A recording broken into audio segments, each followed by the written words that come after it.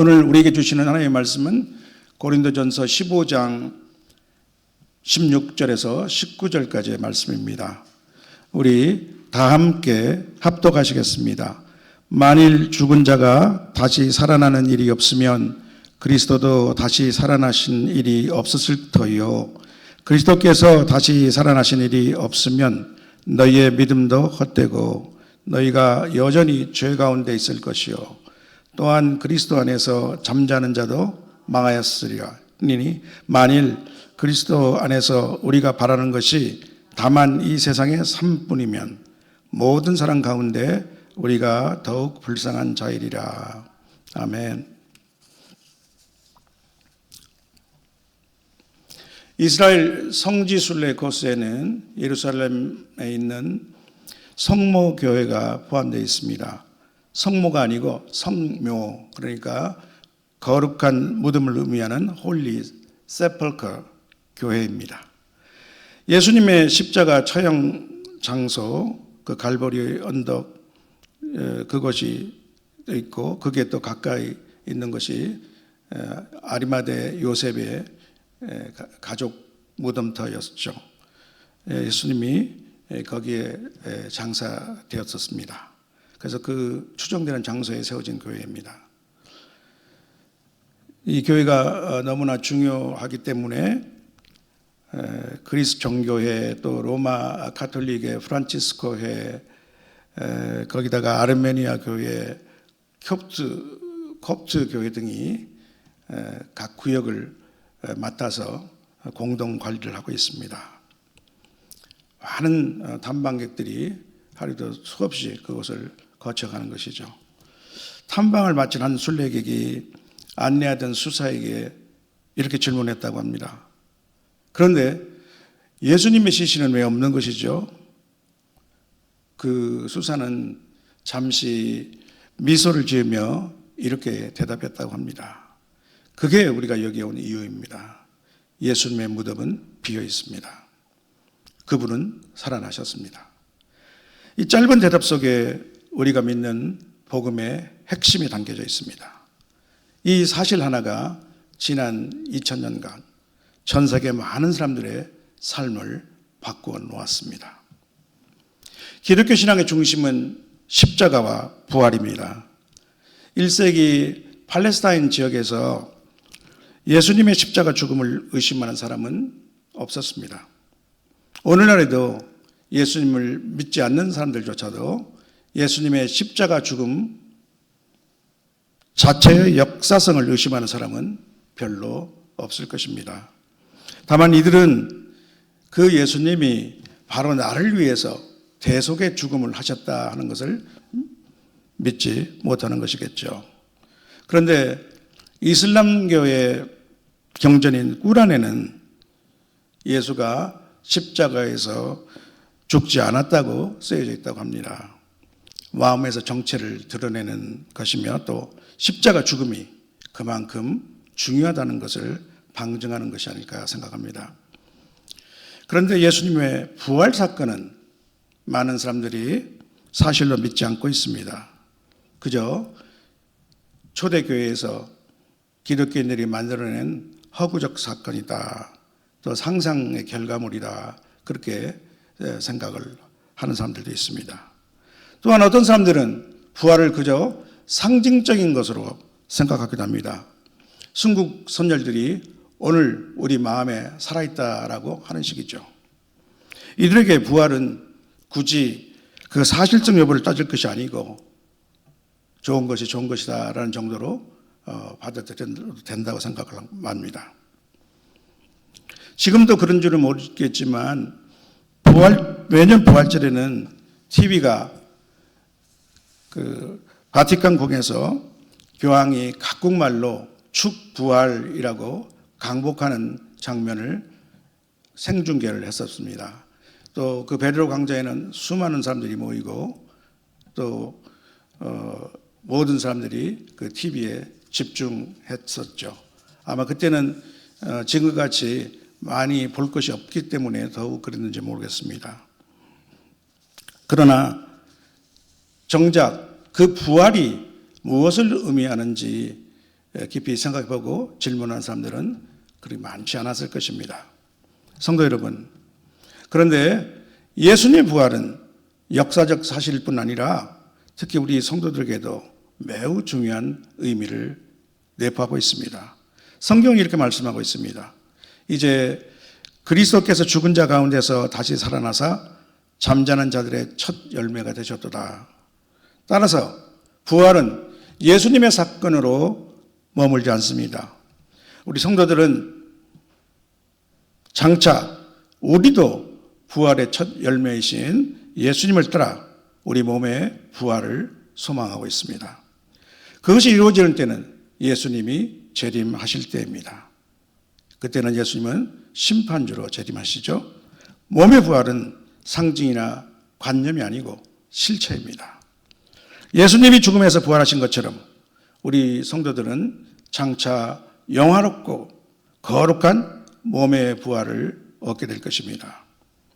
그런데 스스로를 신자라고 하면서도 이 몸의 부활을 믿지 못하는 사람들이 있습니다.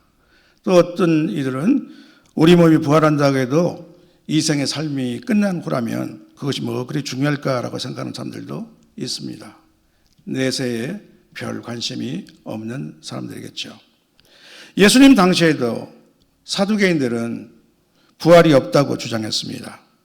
그들은 모세의 오경만 하나님의 말씀 경전으로 받아들였고 또 율법 중수를 강조하는 성경 중심의 이 종교 귀족들이었죠.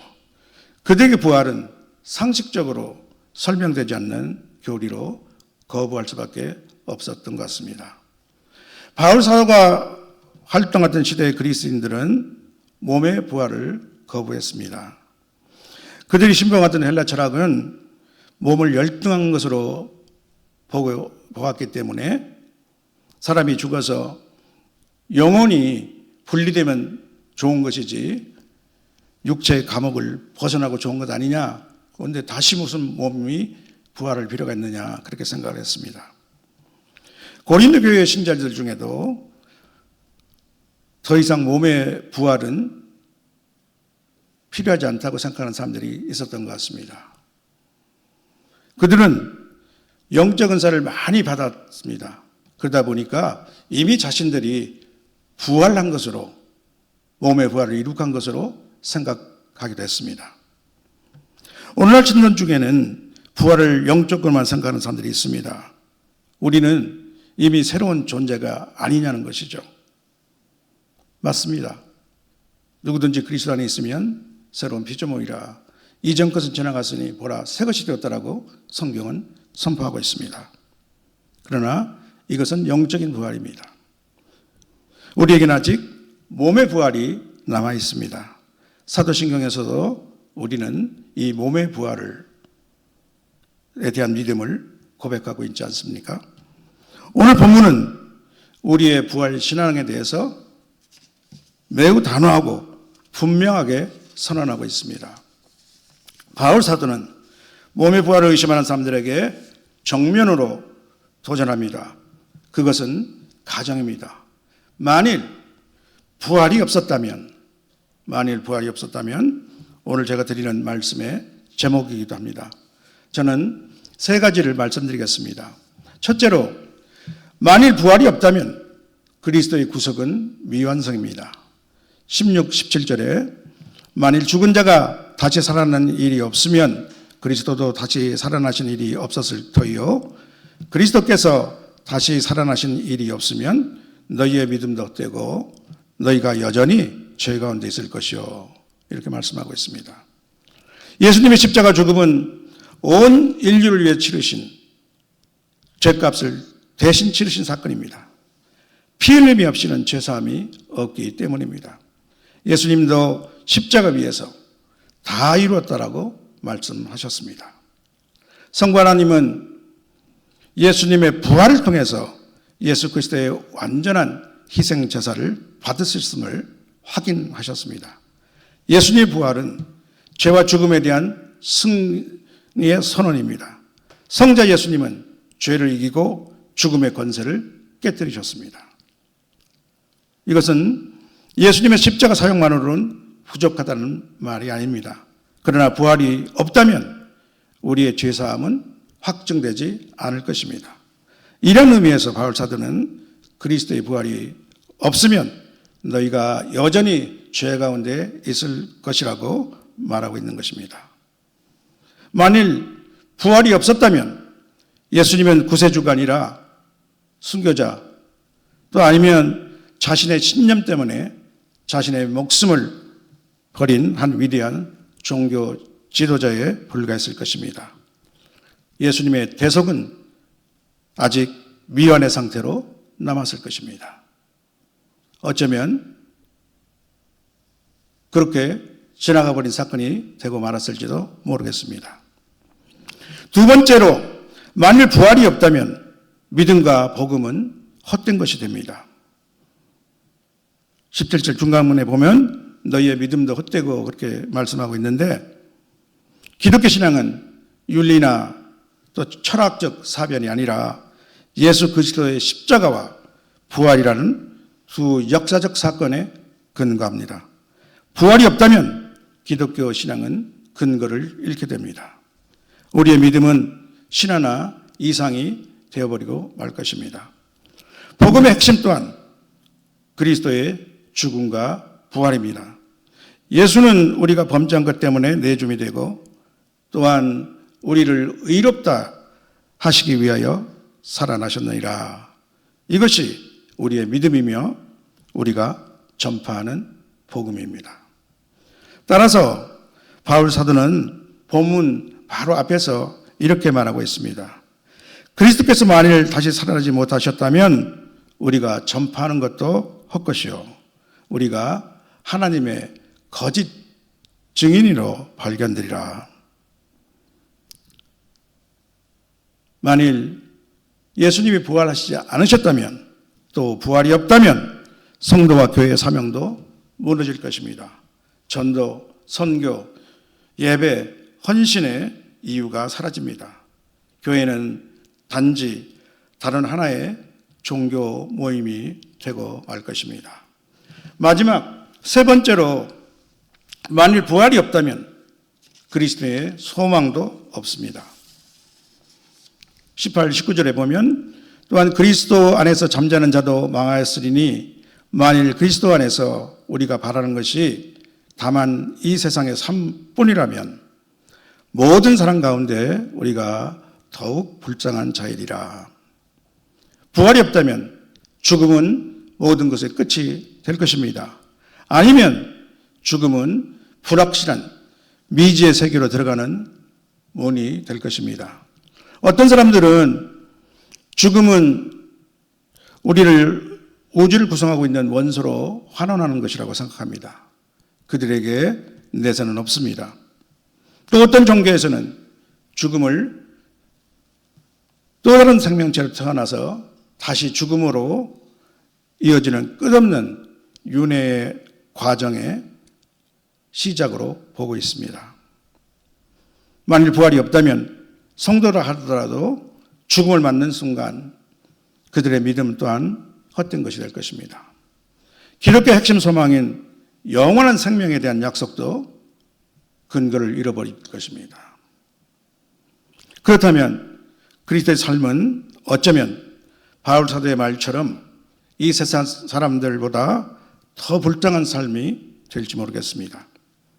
우리 성도들은 믿음을 위하여 고난을 참고 또 죄의 유혹을 경계하고 정욕을 절제하고 때로는 희생을 감수하며 살아왔습니다.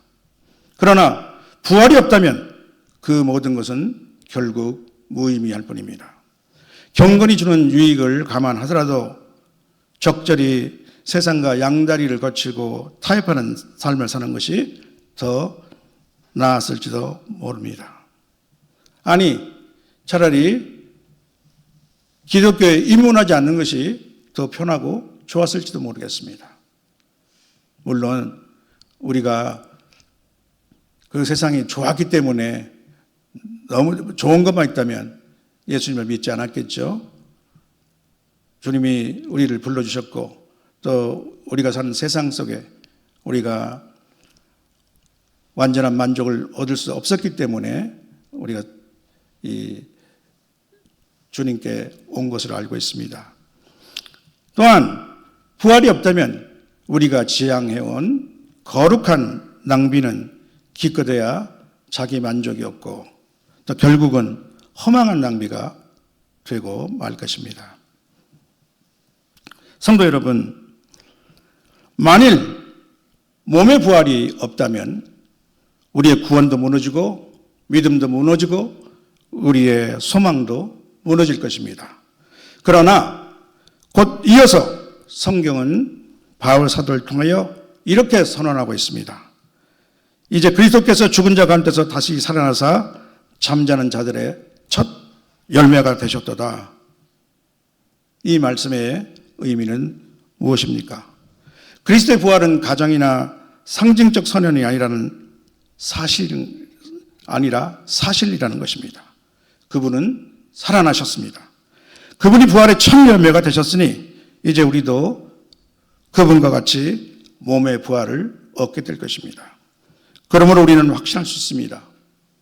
우리의 죄는 용서받았습니다. 우리의 믿음의 삶은 결코 헛되지 않습니다. 우리의 소망은 사라지지 않습니다. 이것이 부활의 의미입니다. 기독교의 구원은 영혼만 구원받는 것이 아니라 몸까지 회복하는 완전한 구원입니다. 이 썩어질 몸이 구원을 받을 때 죄와 죽음은 더 이상 설 자리를 잃어버릴 것입니다. 장차 예수님의 재림과 함께 시작하게 될 새하늘과 새 땅에서 우리는 다시 넘어지거나 죄를 범하지 않을 것입니다. 우리 몸은 쇠하거나 병들지 않을 것입니다. 우리는 부활한 완전한 몸을 갖게 될 것이기 때문입니다. 성도 여러분, 지난번 주일 4월 5일인 교회력으로 예수님의 부활을 기념하는 부활절이었습니다. 이날을 경축하는 모든 교회같이 우리 교회는 부활절 찬양 페스티벌을 가졌습니다. 또 큰 교회에서는 부활절 칸타타를 무대에 올리기도 하고 또 교파를 초월해서 부활절 연합 예배를 갖기도 합니다. 또한 이 부활절을 기점으로 성령 강림을 기념하는 오순절까지 약 50일 동안 교회는 전통적으로 부활의 기쁨을 누리고 서로 나누는 기간으로 삼았습니다. 저는 우리 성도들도 이 50일 동안 의식적이라도 부활의 소망을 두고 부활의 기쁨을 누리는 삶을 살아본 것도 참 좋겠다고 생각합니다. 항상 기뻐하라는 우리 성도들에게 주신 명령이며 특권입니다. 우리 성도들은 참 기쁨을 누려야 할 많은 이유가 있습니다.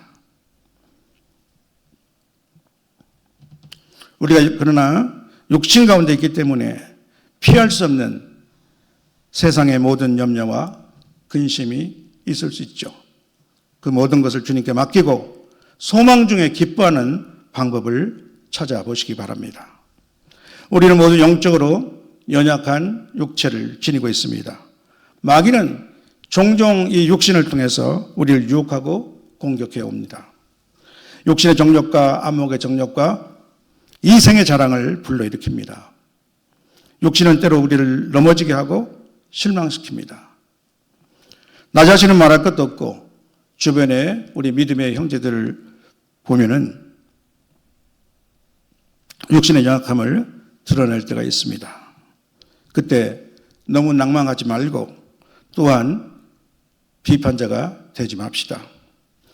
우리는 육신이 살아있는 한 우리 모두는 아직 공사 중입니다.